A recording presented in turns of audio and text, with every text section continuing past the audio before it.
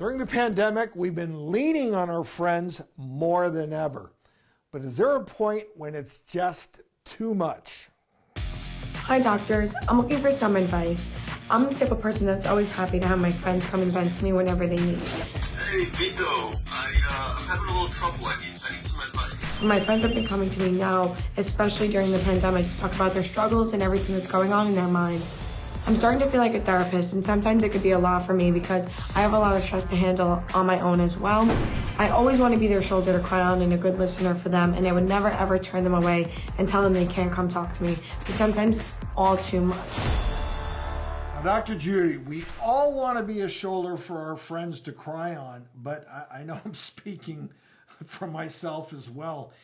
It can be a problem. It can be difficult for the listener. Absolutely. And Dr. Orden, I bet you're getting it more than ever. I mean, you're a doctor, and right now we're in this COVID crisis. People probably want your free advice all the time, and you care about your friends and you want to help, but obviously you're a very, very busy person. We're healers, we're helpers. We don't like to say no. So tell us, what happens when we've allowed our friends to sort of overstay their welcome and it becomes a little bit much for us to listen? Well, I'm with you, Dr. O, and there's definitely such a thing called empathy fatigue, and it happens more to people who, as you mentioned, are providers, are healers. They've chosen this for a living, and they obviously get a lot out of helping people, but sometimes there is a point where it's too much.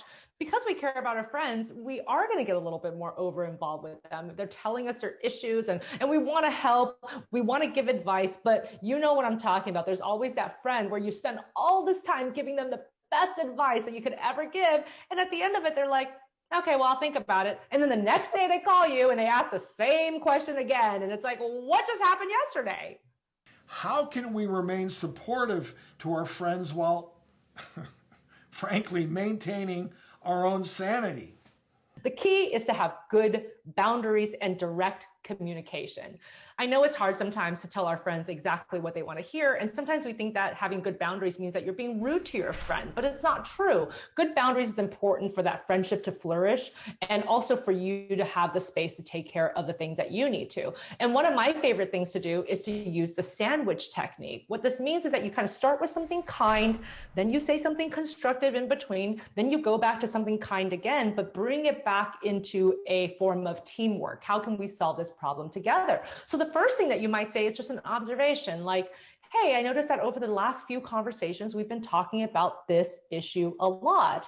But don't use words like always and never, because that makes people feel shut out. And the minute that they shut down, you can't even get through to them anymore. So after you essentially talk to them about your concern, then you can talk about the constructive issue in between. And you can say, I love to be here for you, but sometimes I don't have the time to stay on the phone for a whole hour. Let's talk a little bit about the ways in which we can problem solve this together, because I really do want to be helpful. And that's sort of like the last part, is bring it back into a team approach and also engaging them, asking them, what do you want to do? What do you think is a good solution? And that way it puts a little less of the onus on you to get over involved in their problems.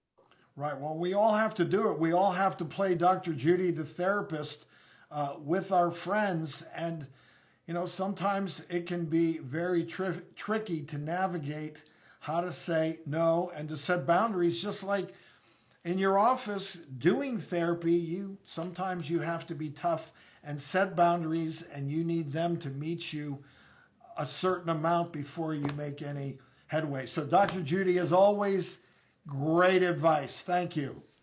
Thank you.